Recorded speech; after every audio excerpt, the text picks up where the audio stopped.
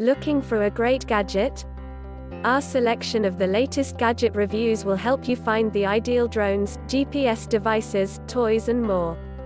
Also the latest reviews on laptop, mobile phone reviews, tablets, cameras and other gadgets reviews. Please like and subscribe to our channel and click the bell icon to get new video updates. Huawei Mate X review. Extended hands-on time with our foldable future. The Huawei Mate X is the foldable phone our sci-fi imaginations dreamed up years ago, and, yes, it's been in our hands and will be ready to launch by the end of 2019. Our extended Mate X hands-on review time proves it. That has a solid feeling hinge in order to transform from a phone with 6.6-inch and 6.38-inch screens on either side into a full 8-inch Android tablet.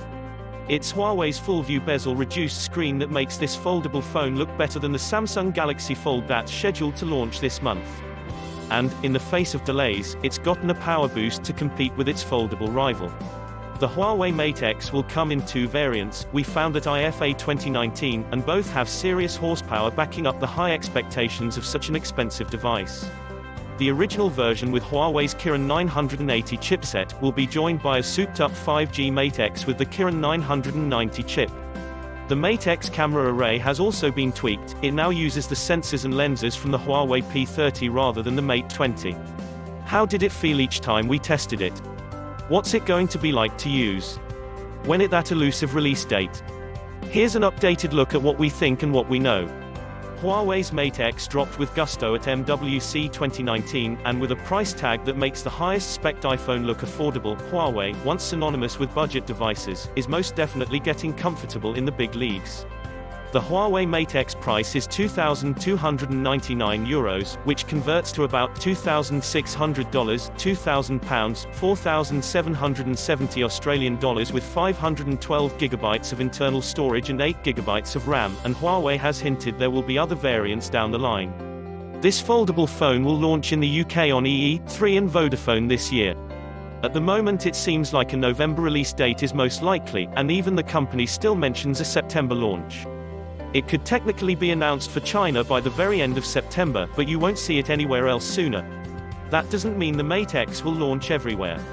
As revolutionary as this foldable phone looks, there are no US release date plans, said Huawei reps, meaning you may have to import this 2-in-1 5G device to get it in North America. One thing that wasn't made clear in our initial briefing on the Mate X was how the clasp system used to keep the screen firmly flush when the phone is in its folded phone state worked. It turns out that a button on the back of the phone can be pressed, releasing the back portion of the display so it can be unfurled into an 8-inch tablet. The front of the phone really is all screen, 6.6 inches of it, in stark contrast to the Samsung Galaxy Fold's humble 4.6-inch external display outlined with beefy bezels. This is where the Mate X really stands out. Samsung's single outer screen in folded mode takes us back to the days of heavy bezel outlines and small displays, just when we got to favorable screen-to-body ratios on phones. Huawei skips ahead with its full-view 8-inch display. Turn the Mate X around and its back portion, the rest of the display, creates a secondary 6.4-inch screen that's thinner. This could be cool for watching movies, activating the smallest display, and potentially saving battery. The reason this could save battery comes down to the Mate X's screen technology. As this is an OLED display, individual pixels can be fired up, with unused pixels remaining pitch black. This is in contrast to LCD displays that require the whole panel, all the pixels, to be illuminated simultaneously. Huawei capitalizes on this power-saving feature innate to OLED tech in the core design of its Mate X. Back to that design, and to the left of the rear screen is a vertical bar. This houses the brains of the operation, from the triple camera system, which Huawei was very tight-lipped about, through to the power button, fingerprint scanner combo, and at the base, the USB-C port for charging. The sidebar is also where the internals are squished into, more on that later. Moving parts scare us, especially when they're in gadgets that cost over $2,000. We were hesitant to fold one of the few sample Mate X devices on hand at MWC. In our minds, we were snapping a tablet in half. Huawei reassured us that its bendable screen has endured 100,000 folds in lab-conditioned stress tests, and after the Galaxy Fold debacle you hope it's done extra testing, and it also showed us how it has developed a case to keep it protected, but most importantly, it feels like a solid bit of kit, despite how thin it is. A bigger fear for us is that the clasp that keeps the phone flush will wear out. Huawei mentioned to us that the clasp is needed for the completely flush fold at this stage, but perhaps in the next evolution of its proprietary Falcon wing hinge system it'll be able to lock in place clasp-free. Another key concern we have surrounding durability, especially with a wraparound phone like this, is scratch resistance, or lack thereof.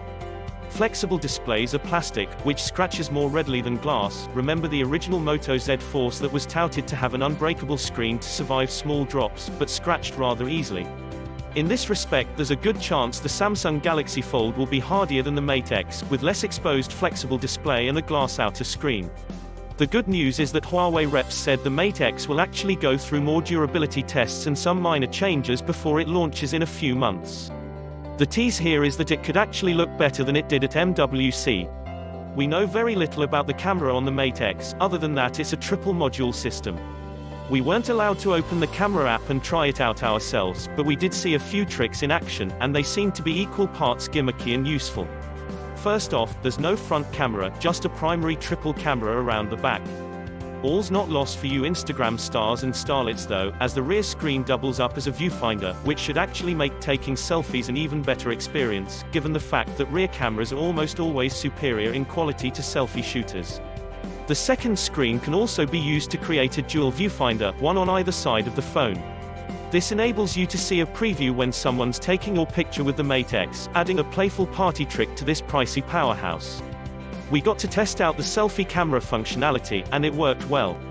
A live view of what's in frame appeared on both sides of the folded phone, so both the picture taker and picky person who asked a stranger to take their photo can see everything. Imagine a world where no one ever again says, "Can you take that again?" Both people in this situation can see what's in frame and adjust at will.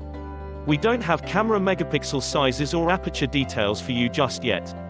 There are many reasons Huawei be so tight-lipped about the exact camera specs. Alternatively, the Mate X may not have a best-in-class camera given the potential space limitations, while another possibility is that Huawei hasn't ironed out the details when it comes to imaging on this thing, and doesn't want to commit before it's ready to bring it to market. This is all guesswork of course, and with any luck Huawei will shine a light on things sooner than later. Since we tested the Huawei Mate X, however, we found out that Huawei had upgraded the camera system to use the newest camera tech, found in the Huawei P30. This means it'll take pretty fantastic pictures, with a 40MP main sensor and an RYYB sensor that picks up more light and color. At the moment we don't know if this is the final build of the device or just a newest test run, but we're happy either way to see Huawei isn't pulling any punches when it comes to photography. One thing Huawei did want to talk about was power, because there's a massive battery inside the Mate X. Actually there are two batteries, combining for a total 4,500 mAh. It's packing a bit more juice than the Samsung Galaxy Fold, but the Mate X also has a bigger screen when in both phone and tablet orientations, so is likely more power hungry. Huawei's 55W supercharged tech, which debuts on the Mate X, not only surpasses the 40W charging in the Huawei Mate 20 Pro, but it can also power up the Mate X to 85% from 0% in just 30 minutes. Powered by a Kirin 980 processor coupled with a Belong 5000 5G modem, the phone doesn't just charge quickly, it 5 gigaseconds quickly too, taking as little as 3 seconds to download a 1 GB movie. Since we tested the Huawei Mate X, we found out that the foldable phone will run on the Kirin 990 processor, not the 980 we tested it on. This is thanks to the device's continual delays, which saw it pushed back at least 6 months. We don't know much about the Kirin 990 chipset, but we're expecting to see it in the Huawei Mate 30, so perhaps we'll learn more then. While we won't be seeing those speeds when the phone drops in the middle of this year, as networks will unlikely support such zippy download rates, numbers like that do give us some comfort that the incredibly expensive Mate X is nicely future-proofed from a data transfer speed point of view. You're going to be holding onto this phone for a while, so future-proofed specs are important here. To that point, there's 512 GB storage and support for expandable storage via nano memory, Huawei's proprietary storage card that goes up to 256 GB. The Mate X runs a customized version of Android, and, ever aware of folds and unfolds, the interface optimizes itself for tablet or phone orientation in milliseconds. Our experience with the UI was very smooth, especially considering that the phone is some way off actually retailing. Huawei's custom skin that sits atop Android is likely at the heart of the experience, and there were some entirely new features that shone through, specifically around split-screen multitasking, with the OS oriented for the bigger, almost square tablet display really well. Huawei CEO Richard Yu mentioned that the tablet would be ideally suited to mouse and keyboard accessorizing for document editing, potentially even hinting at an EMUI desktop-style experience down the line, or, dare we say it, full Windows.